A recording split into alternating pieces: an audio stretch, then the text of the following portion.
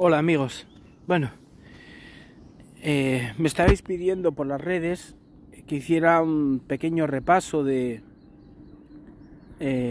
todos esos años donde, además de como entrenador o como director deportivo o como director de cantera,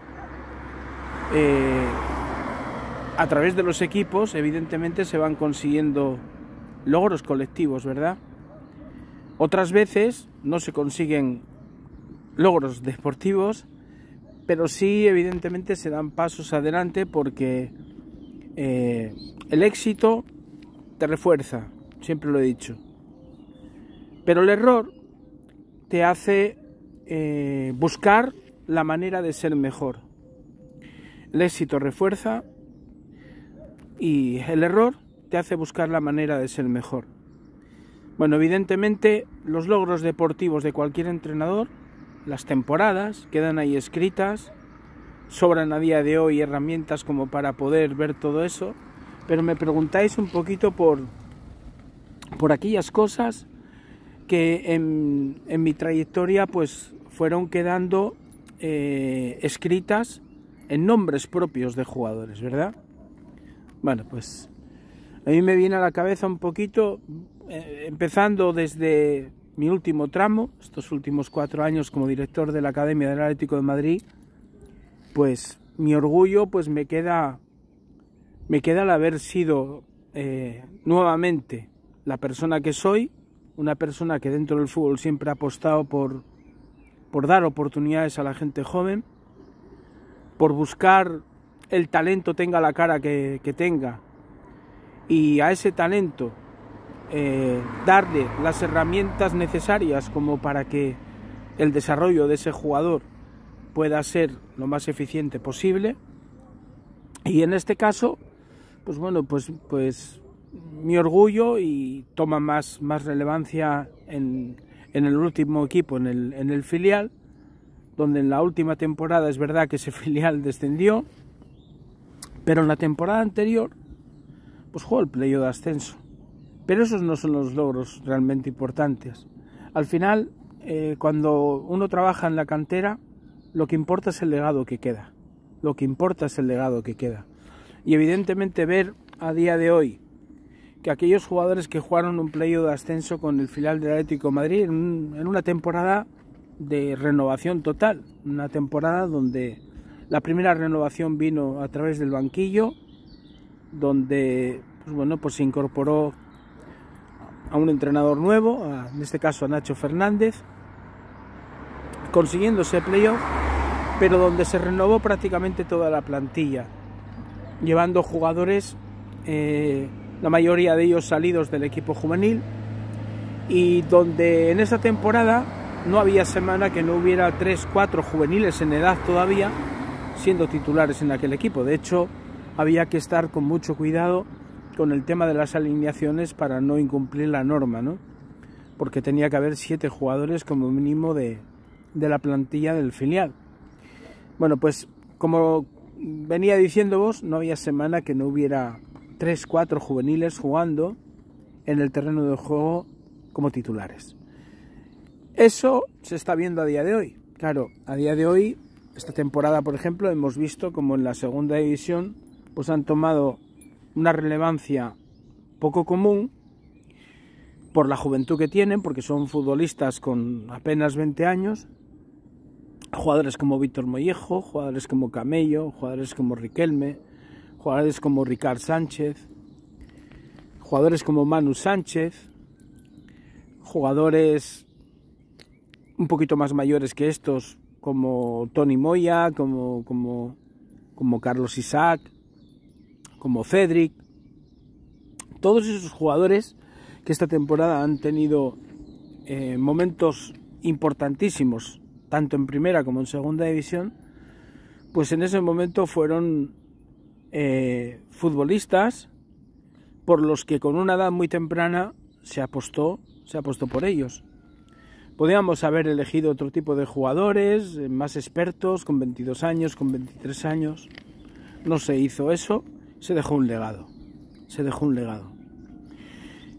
Anteriormente, en Venezuela, pues llegamos a una academia donde los equipos eran o competían dentro de lo que era el propio estado, pero ya desde el primer año se consiguió que esos equipos pues compitieran a nivel nacional.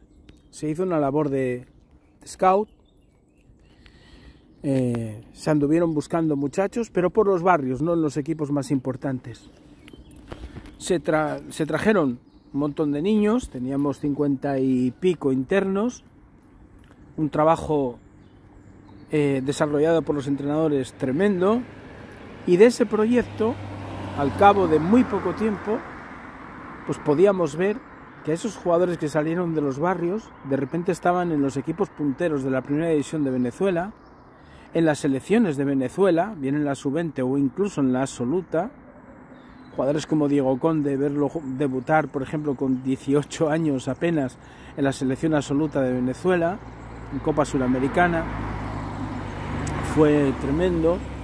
Ver jugadores salidos de todo ese trabajo en organizaciones tan importantes como Red Bull, por ejemplo, otros jugando en equipos de primer nivel de la Liga Italiana, de la Liga Portuguesa, en España, en el Atlético de Madrid,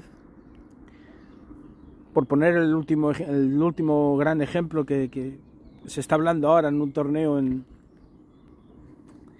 Marsella, cerca de Marsella, vamos, un torneo de selecciones nacionales, donde su portero Samuel Rodríguez, portero, pues bueno, pues bajo ese trabajo de scout y luego formativo, se firmó de un colegio del Guayamurí, lo formamos en la Dynamo y en este momento es portero del Atlético de Madrid, portero con un presente, con un futuro tremendo. Pues si me voy más atrás, pues nos vamos a los momentos del Real Sporting de Gijón,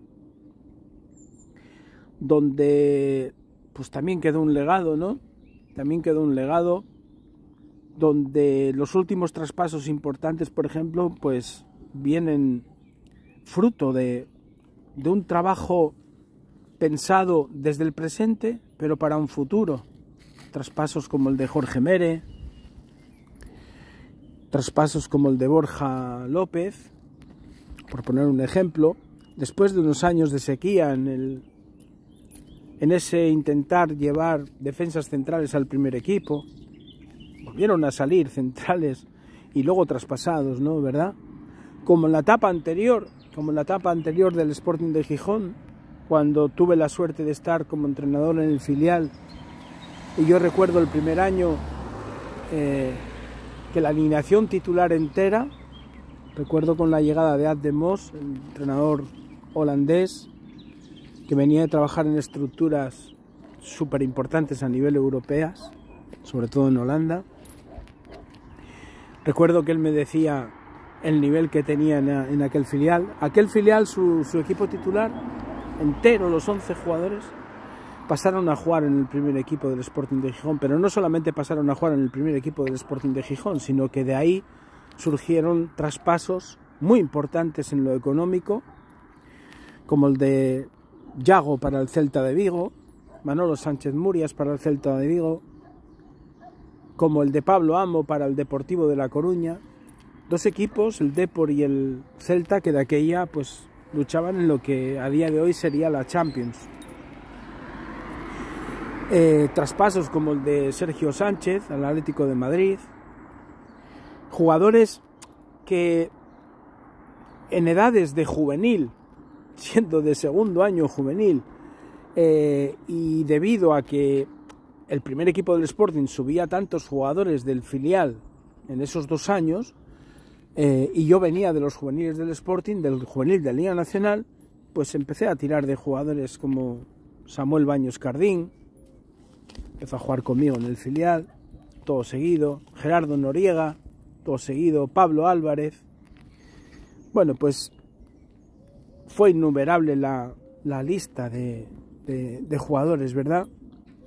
Pero recuerdo también, por ejemplo, cuando llego a la Unión Deportiva Las Palmas, llego como secretario técnico Miguel Ángel Ramírez me firma como secretario técnico, cosa que es un poco extraña, ¿no? Porque yo venía de ser entrenador. Lo que pasa que en la segunda división B de aquella, pues los clubs no tenían director deportivo, no tenían un secretario técnico. Normalmente las plantillas se construían a través del entrenador con el apoyo incondicional del presidente, ¿no? Que era el que pues más o menos te decía el presupuesto que había, el dinero que había, y entre el presidente y el entrenador pues se componían las plantillas.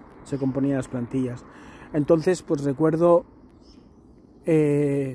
mi estancia en el vecindario, donde construimos y fuimos moldeando en 2 años un equipo, mi persona junto al presidente de aquella, Manolo Suárez.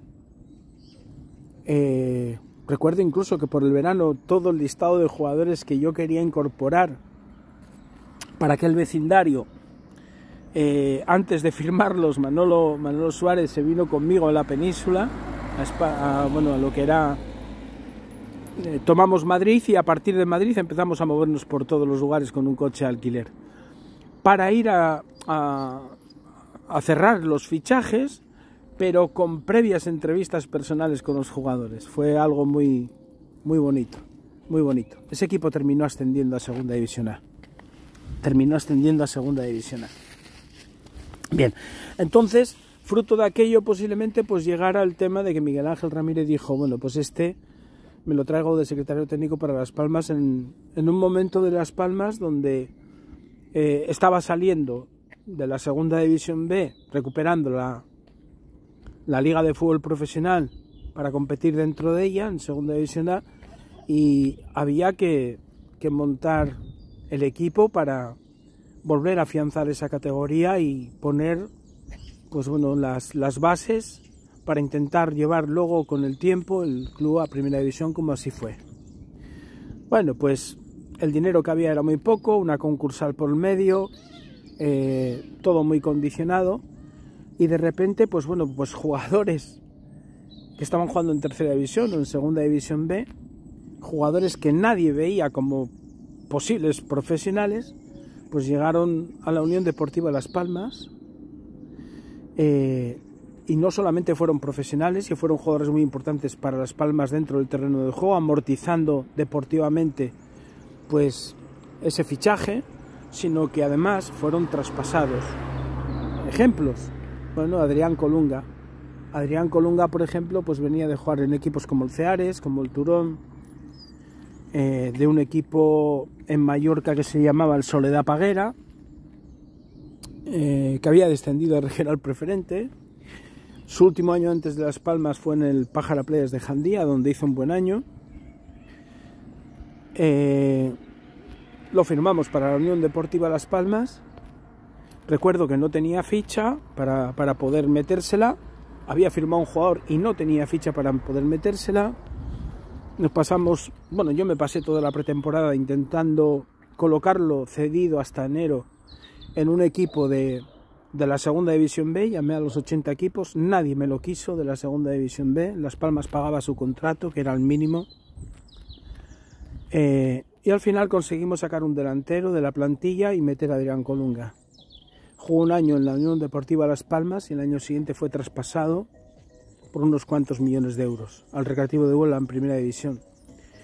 Después de él vino Salomón Rondón, otro jugador que a través de su representante, Juan Mata, fue ofrecido a un montón de equipos, y no sé si por el hecho de ser venezolano, si por el hecho de tener 17 años, por lo que fuera, pues tampoco lo pudo colocar, y sin embargo, pues yo, después de hacer un análisis interpretativo de las capacidades de Salomón, de imaginarme a ese muchacho dentro de nuestro equipo, decidimos firmarlo.